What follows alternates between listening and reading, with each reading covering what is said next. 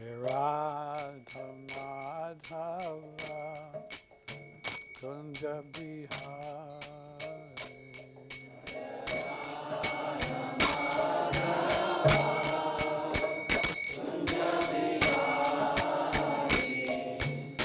Gopijana Vallabha Girivardhari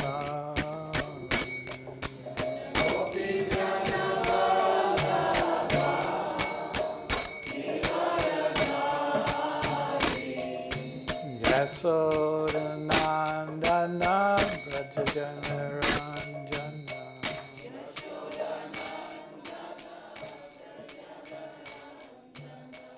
Yamunatira Vanacha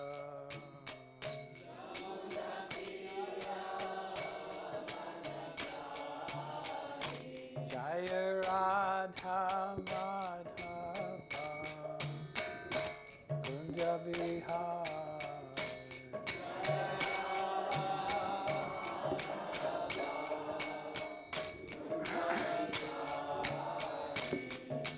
Gopi Jana Vallabha Girivardhari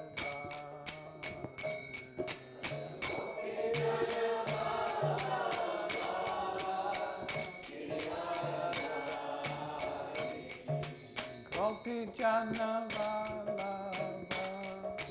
Girivardhari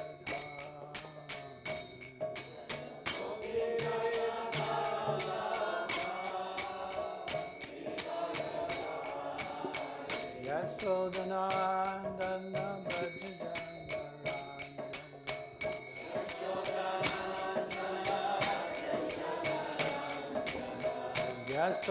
Yasodanandana Brajajana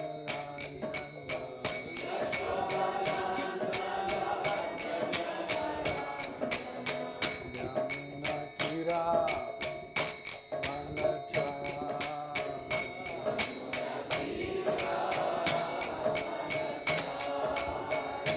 Yamunatira Vanacha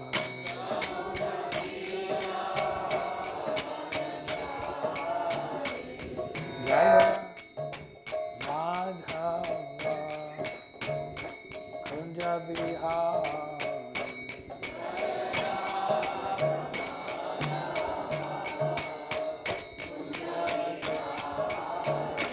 Jaya Radha Madhava Kunja Bihari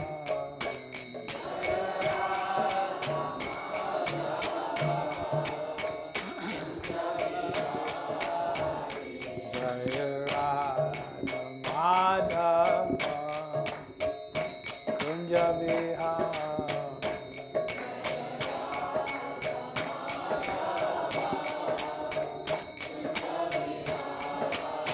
Hare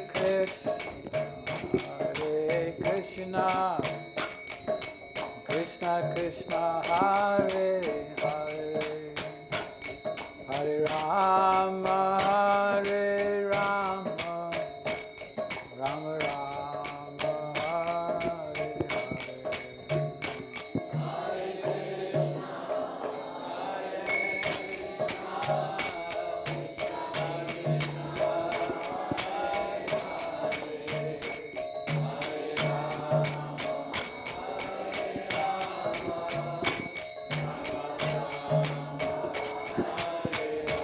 Hare Hare Krishna Krishna Krishna Hare Hare Hare Rama Hare Rama Rama Rama Hare Hare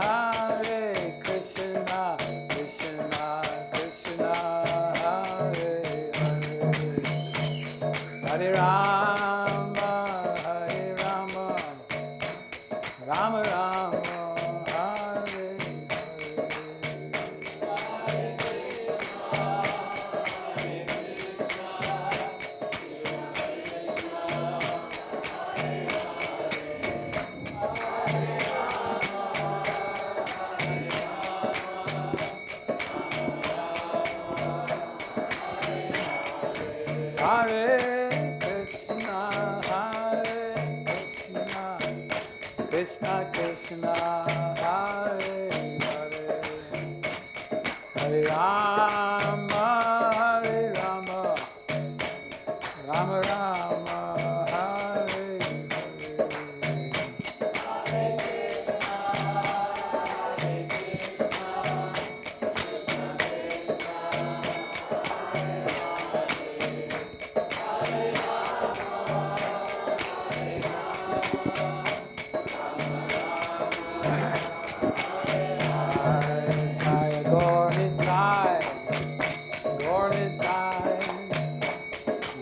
Jaya Jaya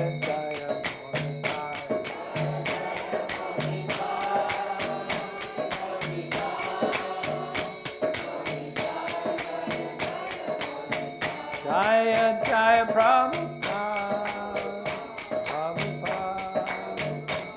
Prabhupada Jaya Prabhupada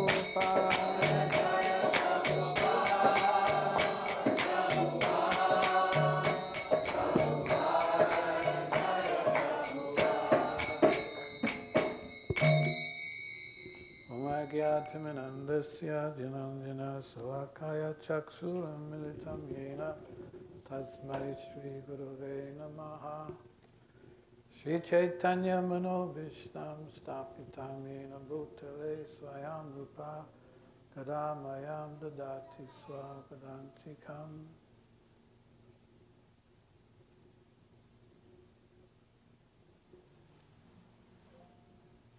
Panchakalpaturubhyascha kripa sindhu vaevacha patitananam bhavanebhyo vaishnavebhyo namo namaha Shri Krishna Chaitanya Prabhu Nityananda Shri Advaita Gadadhara Shri Vasari Gaur Bhaktavinda Hare Krishna Krishna Krishna Hare Hare Hare Rama Rama Rama Hare Hare Om Namo Bhagavate Vasudevaya Om Namo Bhagavate Vasudevaya Om Namo Bhagavate Vasudevaya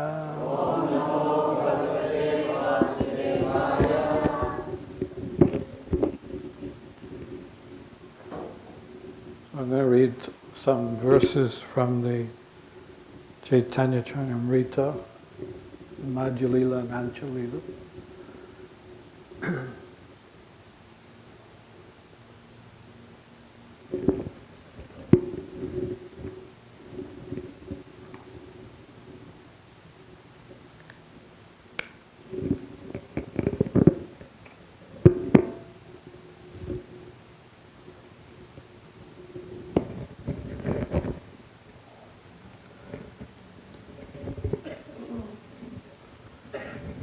Now please hear from me about the process of devotional service, which is applicable in any country, for any person, at all times, and in all circumstances.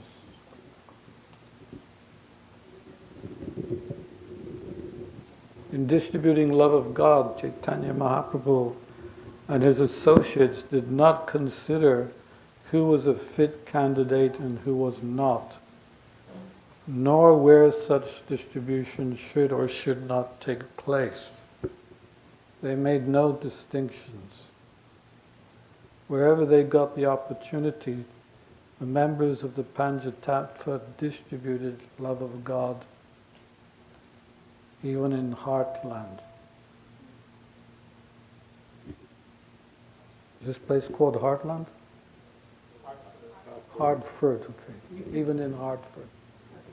Doesn't say that here, but I thought I'd just...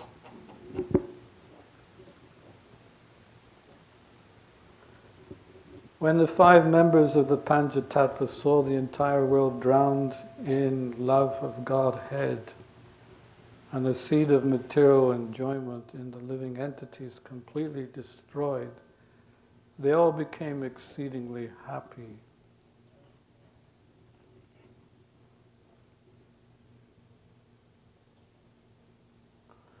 The more the 5 members of the Panchatattva came, the more the 5 members of the Panchatattva caused the rain of love of God to fall, the more the inundation increased and spread all over the world. It's okay, you don't need to do anything anymore. Sit down.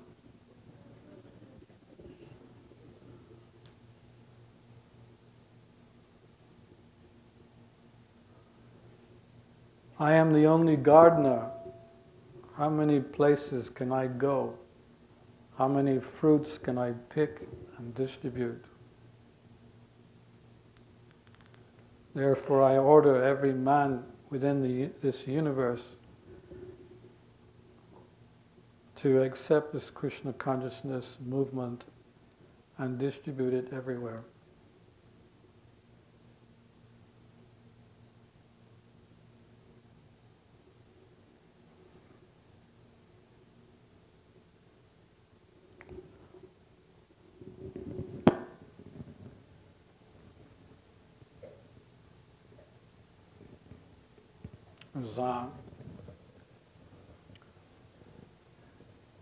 And Krishna was winding up his pastimes 500 years ago, 5,000 years ago. He was just about to leave and Ganga Devi approached him. She said, my dear Lord, I want to come back home too. I don't want to stay here. Kali Yuga is just around the corner. And I really, really don't want to be inundated with all the sinful reactions of the people of this age. So please let me come back home with you. This is mentioned in the Brahma Vivarta Purana. Krishna replied to Ganga Devi, it's okay, Ganga, you stay. My Senopati, Commander-in-Chief, Bhakta will come and he will spread Krishna consciousness all over the world. And the devotees from the preachers from all over the world will come to Sridham Mayapur and bathe in your waters and purify your waters. Yeah, I couldn't actually understand this part. I asked Jayapataka Maharaj once about it because he quotes this verse a lot. And I said, does that mean that I can go on the banks of Mother Ganga and say, are you ready, Mother Ganga? I've come to purify you. And of course he said, no, that doesn't mean that one of us, but the culmination of all the preachers of the world coming and bathing in the Ganges purifies Mother Ganga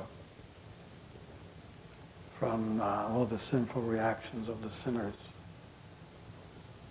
In 1977 also there was a Kumbh Mela in Allahabad, and I was there. At that time Srila Prabhupada was present, and he ordered us to go and bathe at a certain time when there was a certain auspicious time for bathing. And he told us, out of respect, please bring some water so I can bathe, yeah. Although it was not necessary for he himself to bathe in the Ganga itself, but he wanted to respect the water on his head, so he asked us to bring some water back. But this is an interesting point that through our activities, Sankirtan activities of preaching Krishna consciousness, our hearts become pure. And when we meet together at Sridham Mayapur, there's there's an inundation of devotees from all over the world, it creates a very, very auspicious atmosphere. So auspicious that we become surcharged with spiritual transformations. Srila Prabhupada said that he created the Vrindavan Mayapur festival for that reason. Like we could come and take some relief from our preaching activities in the West and inundate ourselves with spiritual energy so that we can continue our preaching. Of course, one devotee, I think it was from Los Angeles, he had a better idea. Well, he thought that he had a better idea. So he approached Prabhupada at one point and said, Prabhupada, I'm bringing so many devotees to Mayapur every year, and it's the total expense is quite a lot. So maybe my idea is that we don't send the devotees to Mayapur, but we use that money for preaching instead. We can save some money and use it for preaching. And Prabhupada's reply was, no, we can save some money in a different way. There are other ways to save money. He said you can do your preaching, you can do your activities each day without taking any prasadam. And you save a lot of money.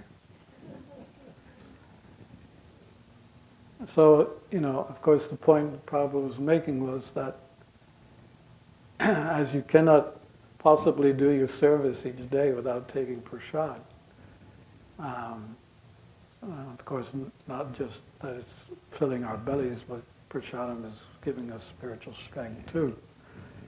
But just as you cannot serve on a daily basis without taking prasad, so neither can you just continue going on preaching and preaching without getting some spiritual energy from the Holy Dham. So paramount importance. And Rupa Goswami mentions this also in the Nectar of Devotion, how we've got to, there are 5 main items of devotional service which are very important for us. And one of them is to regularly go to the Holy Dham, and if possible even live at one of the holy dhams.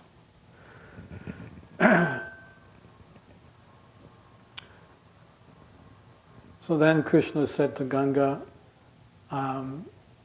for 10,000 years there will be Eka Varna.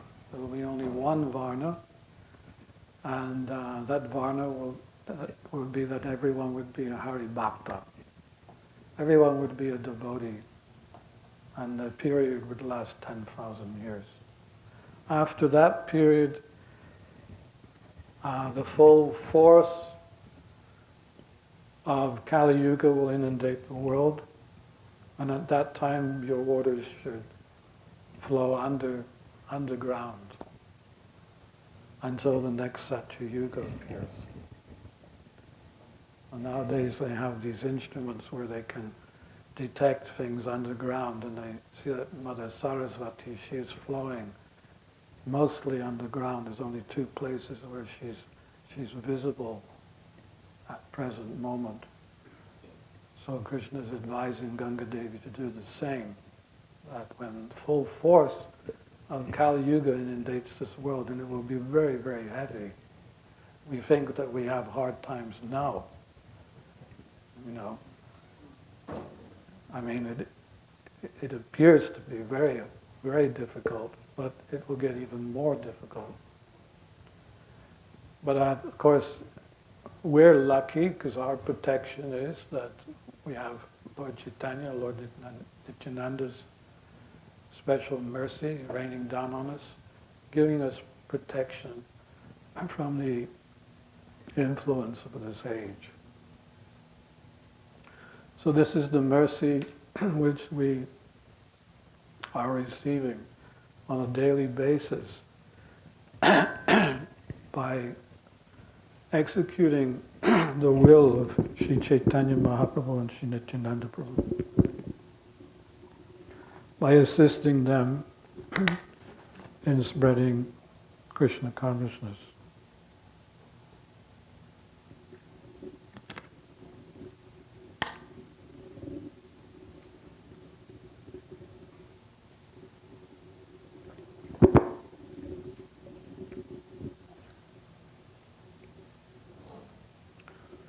There's a couple of reggae songs I would like to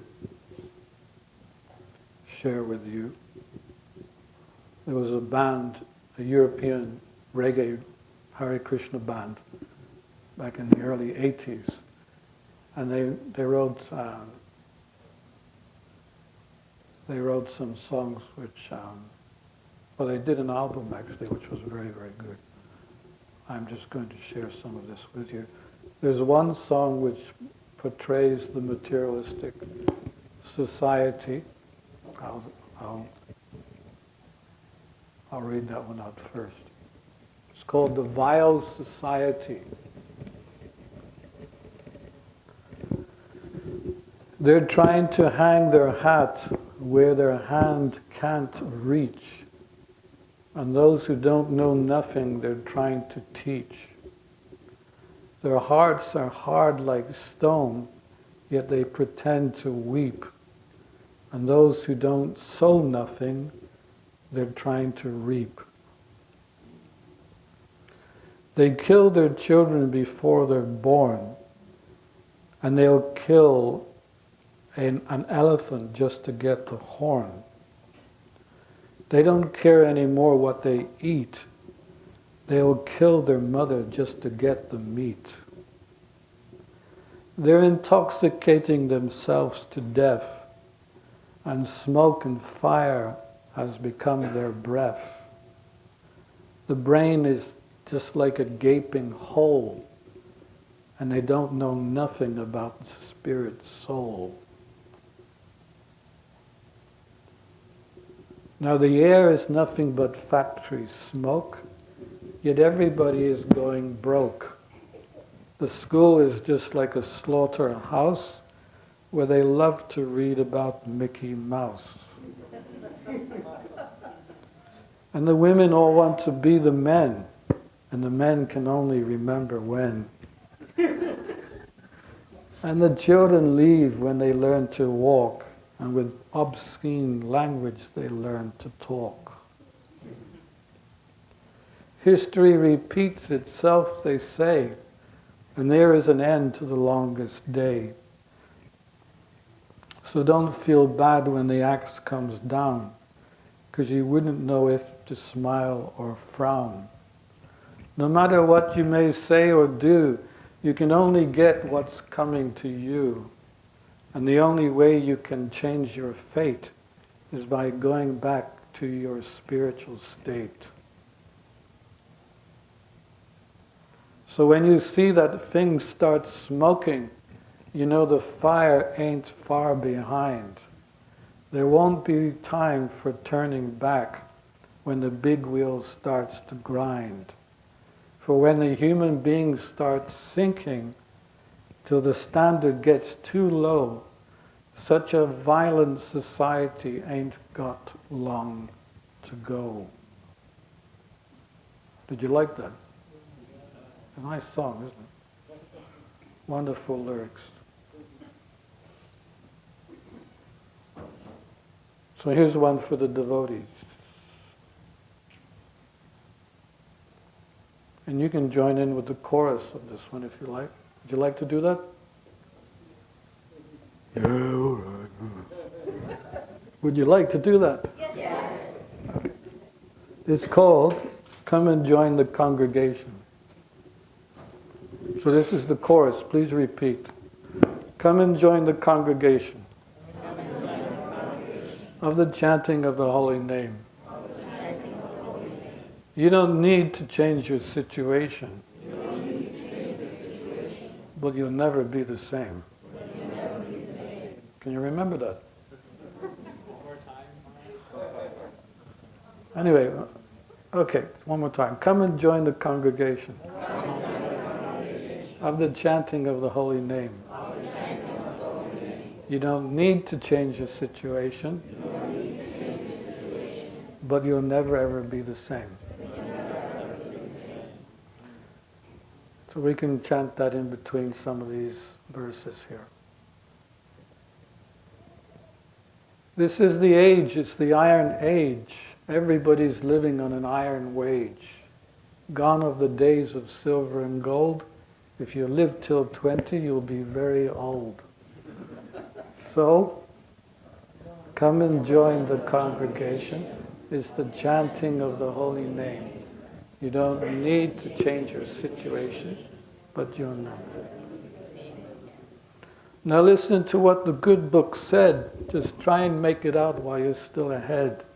You don't have too much time to waste if you really want to get that higher taste. So, congregation, it is chanting of the holy names. You don't need to change your situation.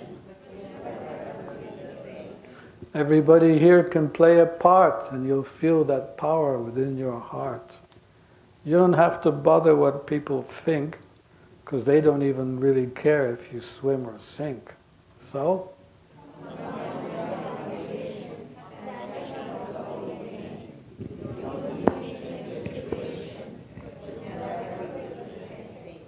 you've got everything to gain and nothing to lose. So I really don't see how you can refuse. There's nothing to pay, it doesn't cost you a cent. You wouldn't even see which way your trouble went. So,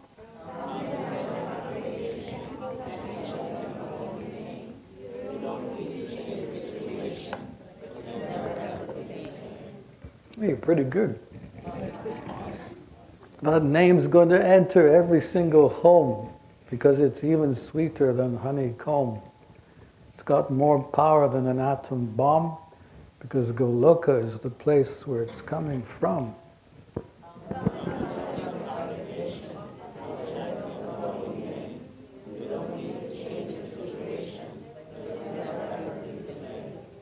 Jai. Haribol. Isn't that a wonderful song too? So, we have this choice in our life, whether to be devotees or non-devotees. Previously there was no choice. Before Prabhupada came to give us Krishna Consciousness, we had only one solution, or not, it wasn't even a solution, but one way to live, and that was to live a materialistic life. Now we have a choice. We have a choice, we can choose how we want to live our life. And we have made the choice of taking to Krishna Consciousness, and to different degrees we're also trying to assist Srila Prabhupada in spreading this mission far and wide. And we're seeing the benefits that have taken within our own mind and hearts. If you look at it in the mirror and have a look at yourself, and in your left hand have a picture of yourself before you were a devotee, you will see a change, a big change. In fact, the change takes place even within a matter of a few weeks. As soon as you start chanting, you will see the transformation take place. With me, my transformation took place because I was taking prasadam every day. When I first came to the temple, I didn't like the kirtan because it was too loud. I was one of those hippies that like peace and quiet. And the philosophy was way above my head. But when they put that feast place down in front of me, that was perfectly understood. And I can tell you what was on the plate. It was 2 plates. One was the salty preps, and the other was the sweets. Would you like me to give you the information. It may make you a little envious, because I've noticed that nowadays you don't get the same kind of feasts anymore. And I'll be looking to see what your feast is all about today. So here we go, 2 sabjis cooked in ghee, nicely spiced. Puris that puffed up puris.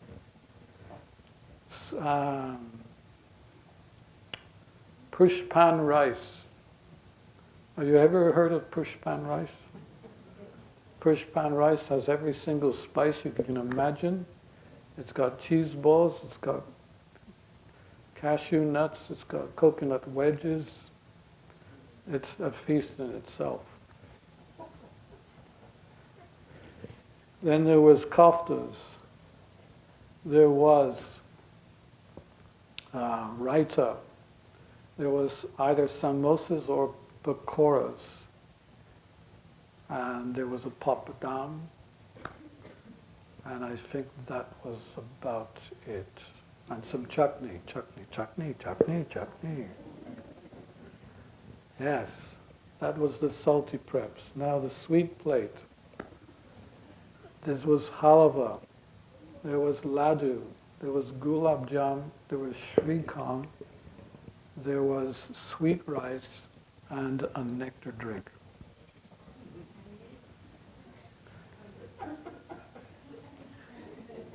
How do you feel about that? Prabhupada said that when you first come to the temple, you should eat as much as you like. So much that when you walk away, you should walk away like a duck. You've seen how ducks walk, right? So I was walking away from the Sunday feast like that for many months. One day the devotees came to me, they said, "You like our food, don't you?" And I said, "Yeah, it's really good." They said, "Well, why don't you come for lunch too?" I said, "Why not?" So I came. And you could say it was at least 3.5 months. I was just coming, eating, taking prasad. I didn't know it was prasad, but for me it was just good food.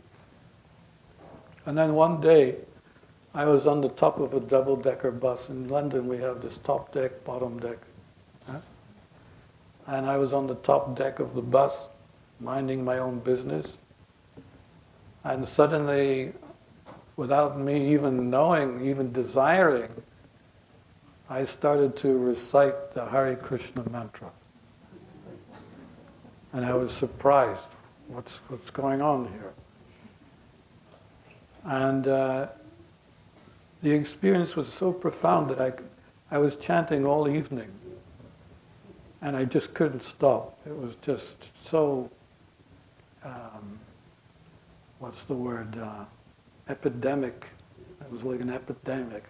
As soon as I started chanting, I just could not stop chanting. The next day I came back to the temple and I told the devotees, I have a problem. They asked me, "What is your problem?" I said, "Well, I keep chanting your mantra and I can't stop."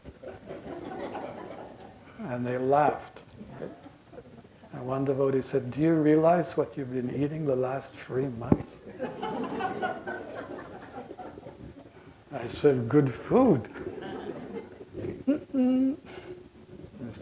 Prasad is Krishna. Krishna is prasad. Non-different. They said, "Don't worry, just keep coming and take more prasad." So that's how actually I became a devotee. Whatever aspect of Krishna consciousness you dive into, it purifies your whole existence and transforms your life. Yeah, in fact, the devotee said, when I told him that I had been chanting all night, he said, "Yes." He said, your tongue has been purified, and now Krishna is personally dancing on your tongue, inducing you to chant. This is the power of just taking prasad. It says in the Bhagavad-gita, those who eat food which is not offered, they're verily eating only sin. Those who are taking food that is offered, then it's even a yoga feat, you know. Just by taking prasad, we're performing yoga, back to yoga. Isn't that amazing? We're doing yoga just by eating. That's truly amazing. There's no other yoga system whereby eating you're performing yoga. But back to yoga, even just taking prasad together, it is a yoga feat, a yoga perfection.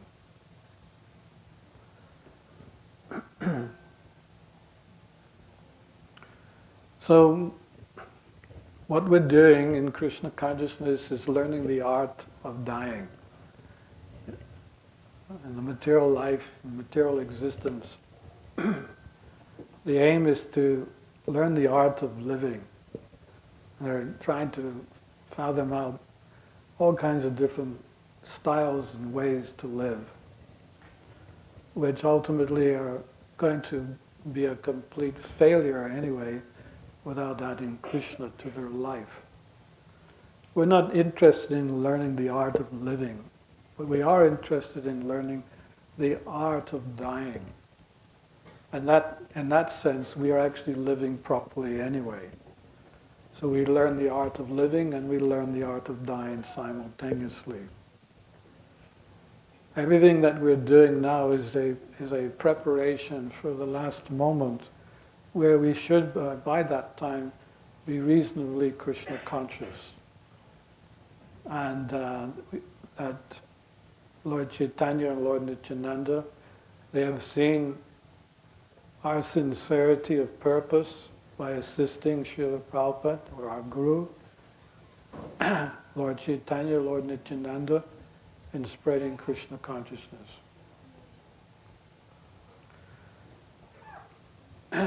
There's a nice story regarding what we should do as devotees. Now we are devotees. Just becoming a devotee is quite a major step within our life. But now we have taken that step. What is our next step? This is the question we should all ask. We've taken one step, now we've become devotees. But it's just not enough. We need to take more steps. So what is our next step? And the only way, Prabhupada explained that the only way you can be happy, really truly happy in Krishna consciousness, is by assisting with the preaching activities, spreading Krishna consciousness. Shri Gaur Nitai Ki Jai.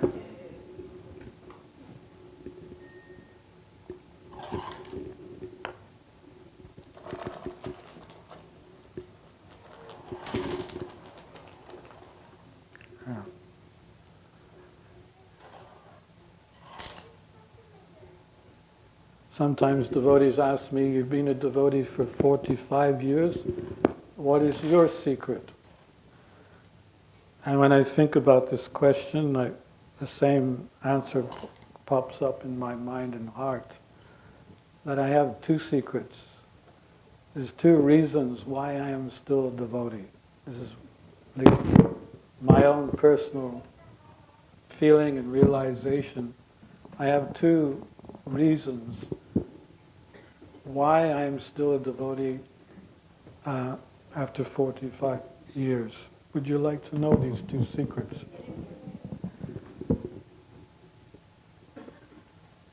Number one is that I've always preached. Even as a grihastha. Actually, a correction. When I was a grihastha, I told my wife at one point, we're not going to preach for at least 1 year, just to see how much we really want to preach. Whether this is just something that, an institutional phenomena that we feel forced to preach, or whatever the case may be. I said, let's not preach for 1 year and see how we feel. Will we be as happy as we are now? Well, we lasted 2 months. And it wasn't fun at all. And we soon got back into the preaching spirit again. The Prabhupada said that preaching means to bother someone. First, you've got to stop someone, because everyone's hell-bent and going in the wrong direction, in another direction. You have to stop them. Please, my dear sir, you're going in the wrong direction, you need to go this way. Just to stop them, it's a major feat nowadays, because they're so intoxicating and they're so eager to go hell-bent to hell.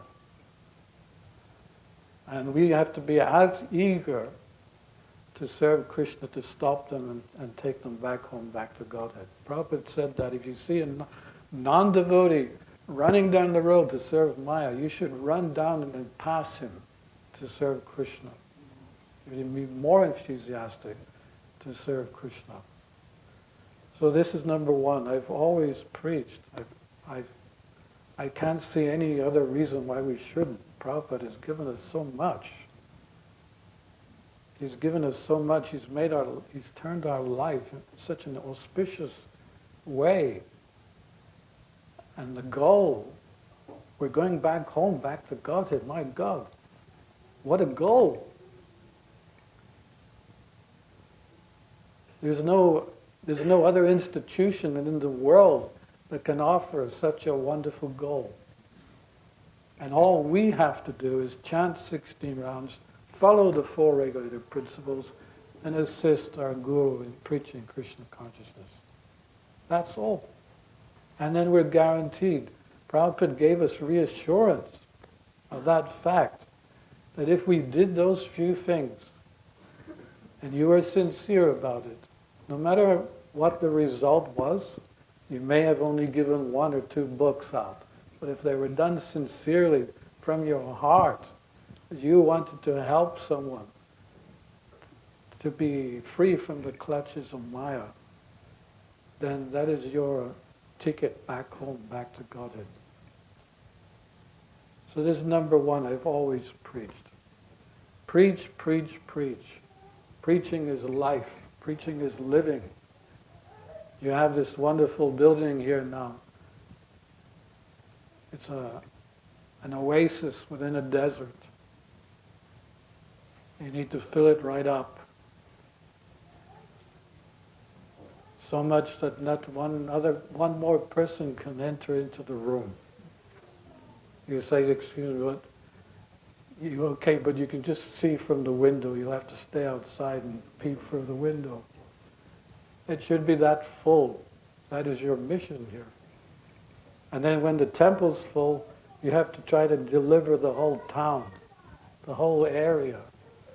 That is your mission. And you may not accomplish that mission, but if you have a desire that you want to at least try for it, then Lord Chaitanya will be very pleased with you.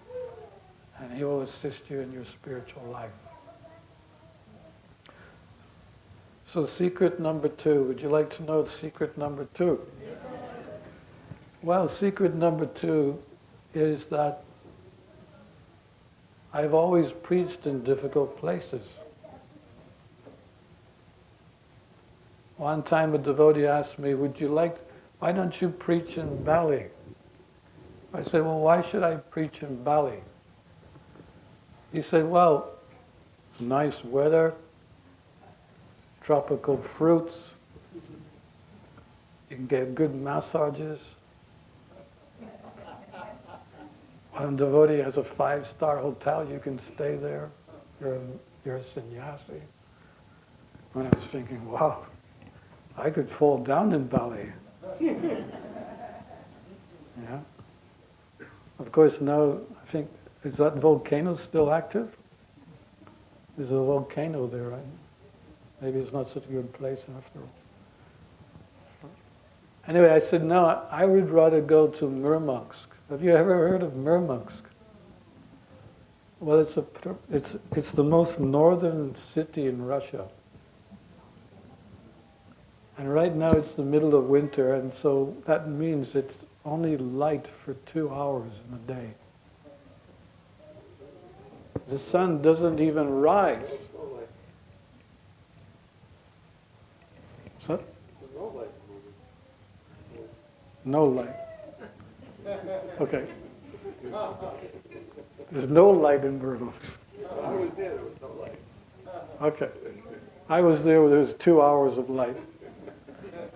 So you were probably at the peak of the winter. Yeah, no light. And if there's anything, the sun doesn't even rise above the horizon. And it's freezing cold. And but the wonderful thing is that there's nothing to fall down to there. There's absolutely nothing. Well, there is one thing you can fall down to. The devotees are making these wonderful cakes.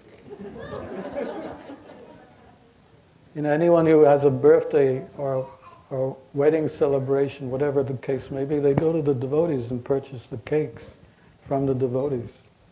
That's where everyone gets their cakes, from the temple there. So these are my two secrets. I don't know, you know, if this is a difficult place. Is it a difficult place? Huh? No. It's an easy place, is it? Huh?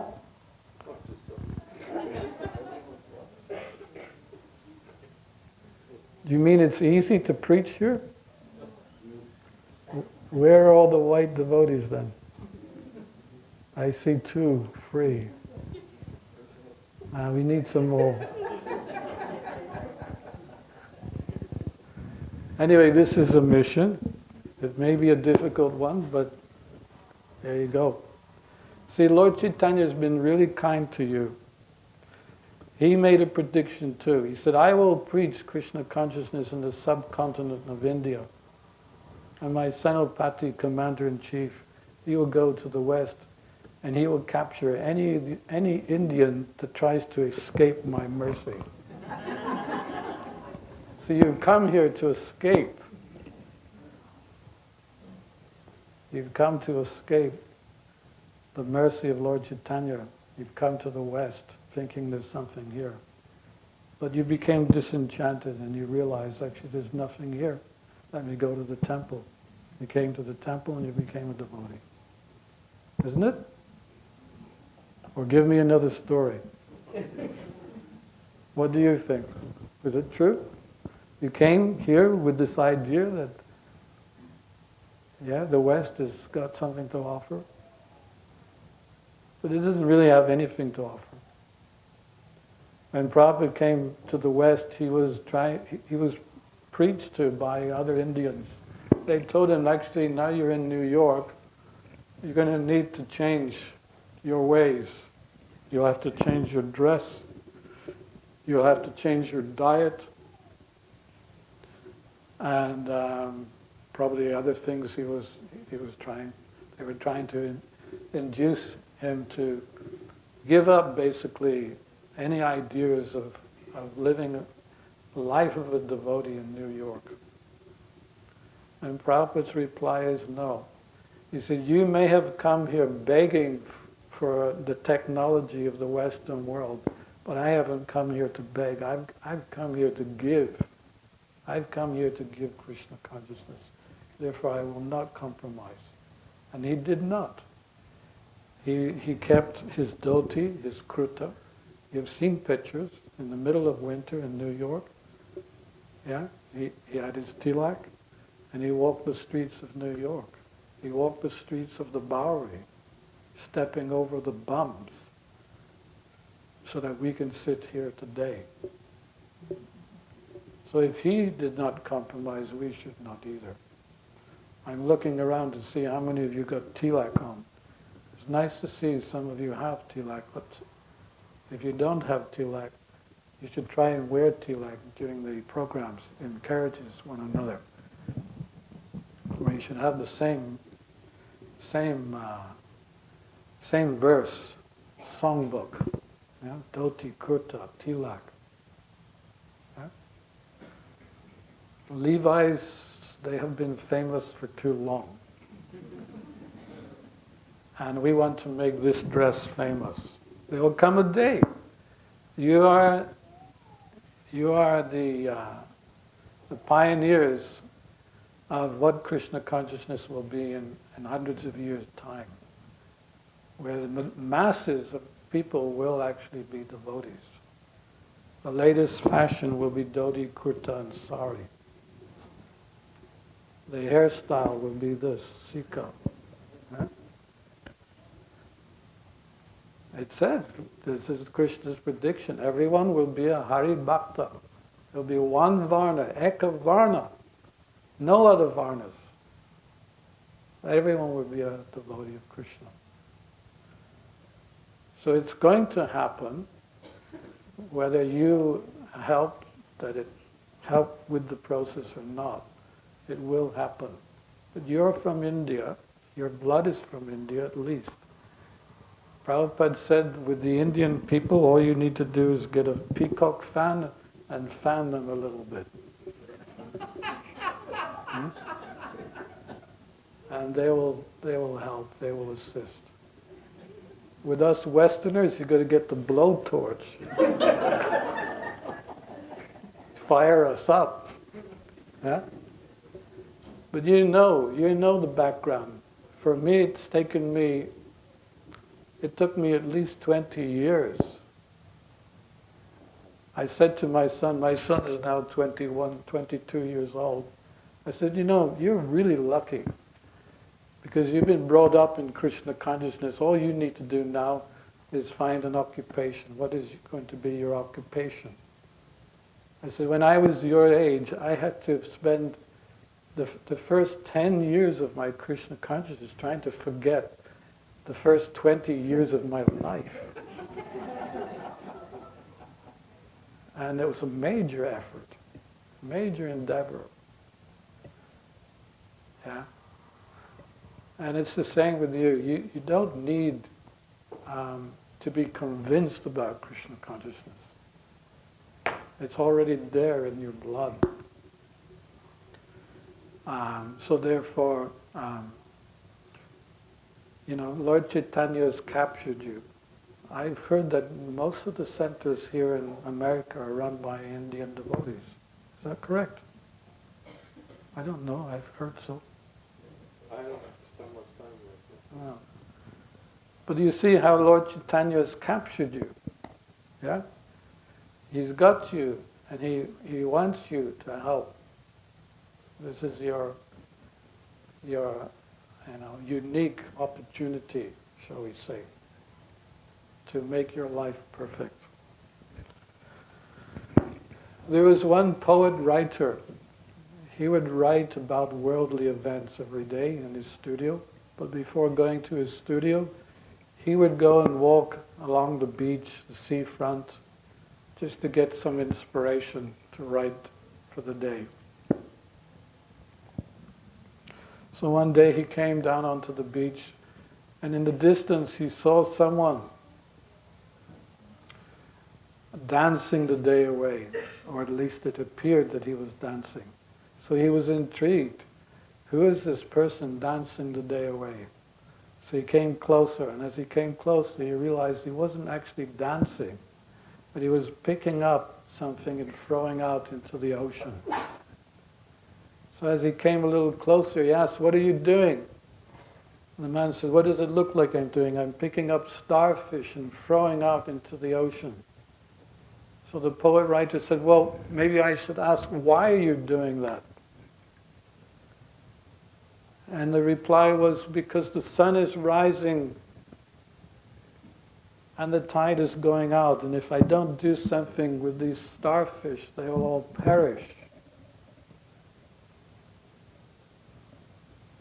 And the poet-writer said, "But there's hundreds and thousands of starfish on this beach. The beach goes for miles. How can you possibly make a difference?" So then he picked up one starfish and he threw it beyond the waves, and he said it made a difference for that one. And the poet-writer, he was dumbfounded. He had a lot to say. He went back to his studio trying to write something all day, but he kept being reminded, this person on the beach. And at the end of the day, he made a conclusion. The conclusion was this person is different. Most people want to be entertained. They're spectators in life. And they just follow followers of each other. But there are individuals who are not spectators, they're performers in life. They're on the stage performing. They're leading the way, making the difference. And he was very appreciative that he had met such a person. It was so different. Srila Prabhupada was that person. Sometimes again, devotees ask me, what was it about Prabhupada that you liked the most? And of course, it's not an easy question to answer because everything that Prabhupada did was so wonderfully done. His personality was something very difficult to describe or pinpoint any one particular quality. He was an ocean. He was an ocean of qualities. But it comes to my mind that the one thing that I like about Srila Prabhupada was that he was the only one that told the truth. And everyone else had lied to me. From the carton of juice that says 100% pure to the landing on the moon, it is all lies.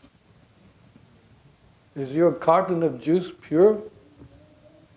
If it says 100% pure, is it 100% pure? I want to hear you. No. More, louder. No. No, it's not pure. Say. No, it's not pure. Why are you drinking it then? Sorry. Some devotees are drinking it, but it doesn't make you any good. You're drinking something that's not pure. And landing on the moon. Prabhupada was there watching it on the television with some disciples. Suddenly Prabhupada said, they have not landed on the moon. One devotee said, well, Prabhupada, it's on the television. People are watching this all over the world. And Prabhupada said again, they have not landed on the moon.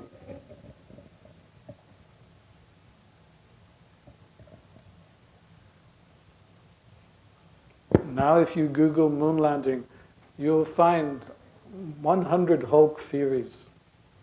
Who believes in it today? And if they have landed, what benefit is it given us?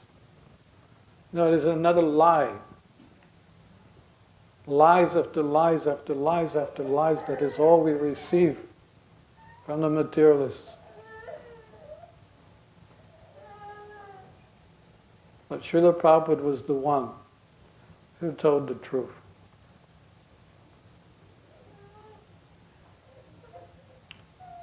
You know the story of the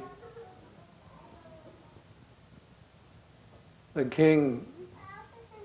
He was approached by one tailor. He said to the king, my dear king, I will make you some clothes. These clothes will be very special.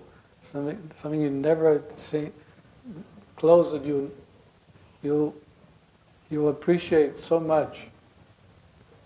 Anyone who doesn't appreciate these clothes will be fool number one. So the king was intrigued. Yeah, go and make and come back. So after 1 month, the tailor came back. I've got your clothes ready now. By that time, the word had got around. Everyone in the town was waiting to see the king's new clothes. So the tailor handed the clothes to the king. There were no clothes, but the king didn't want to feel like a fool either. So he took the clothes and changed his clothes and went parading in the streets. No one wanted to feel like a fool. So everyone was having a festival, showering flowers on the king. Oh, look at the king's new clothes. until one child said, "The king has no clothes on." And then they heard the child say, "The king has no clothes."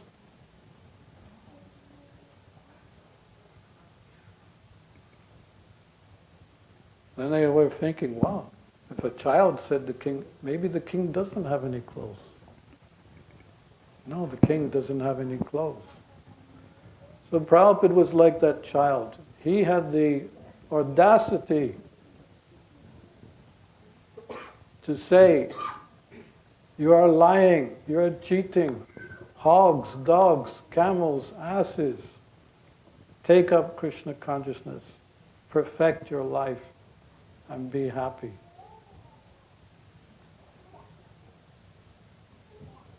So we're very fortunate to be devotees. We should be very grateful to the gifts that Srila Prabhupada has given us. And assist also Srila Prabhupada and help distribute some books. I will also we will both sign the books today if you want to purchase a Bhagavad-gita and give to one of your friends. We can sign the book for you. But we must give them out. During this time, Christmas period, the whole world is doing marathon, book marathon. Are you doing one here? Yeah? You know, in India, what they do, in South India, they have this scale system. They put the wife on one side of the scale, and then the Bhagavad-gita is on the other side. And when it balances out, that many Bhagavad-gitas he will purchase and distribute. Nice system, that. Put the wife on the scale. Get a scale.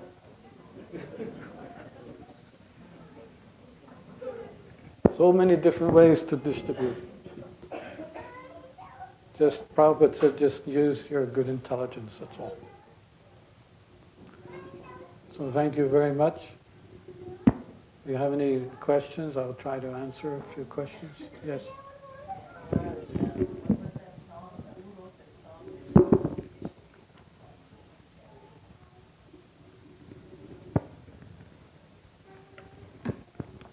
It was done by a group, a reggae band. I don't remember their name. It was way back in the early 80s. But if you want a translation, I can give you. Do you want me to give you?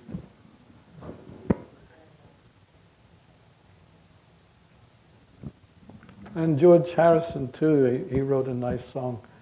Let me just finish off with this song because it's also very nice.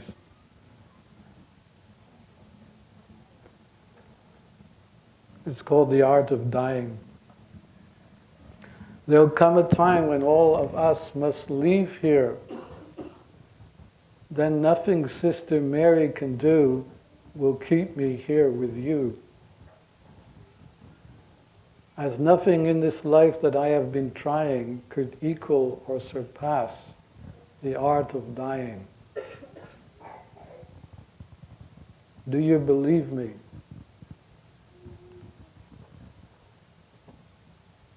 There will come a time when all of your hopes are faded, when things that seem so very plain become an awful,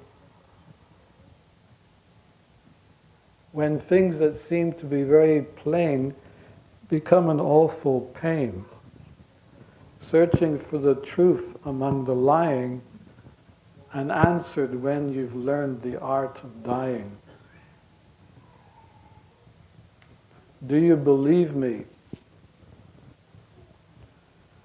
And if you want it, then you must find it. But when you find it, there will be no need for it. There will come a time when most of us return here, brought back by our desire to be a perfect entity, living through 1,000,000 years of crying until we realize the art of dying. Do you believe me? Wonderful song. Thank you so much. Oh, yes.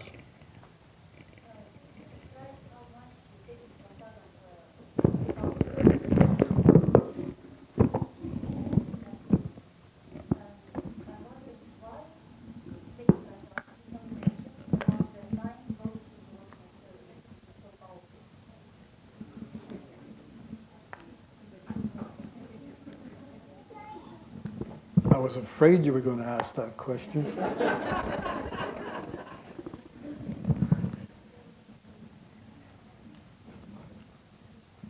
Maharaj?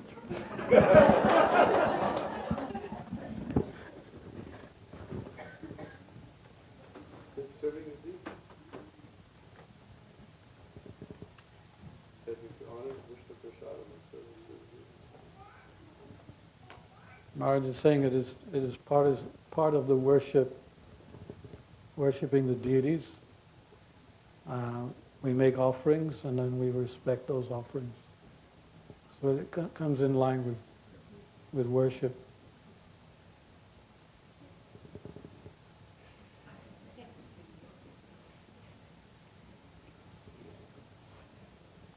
All right? He's my boss.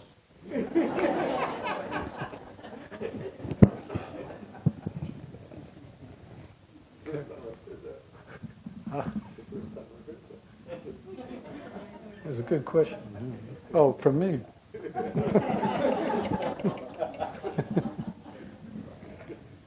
Thank you so much. Hare Krishna.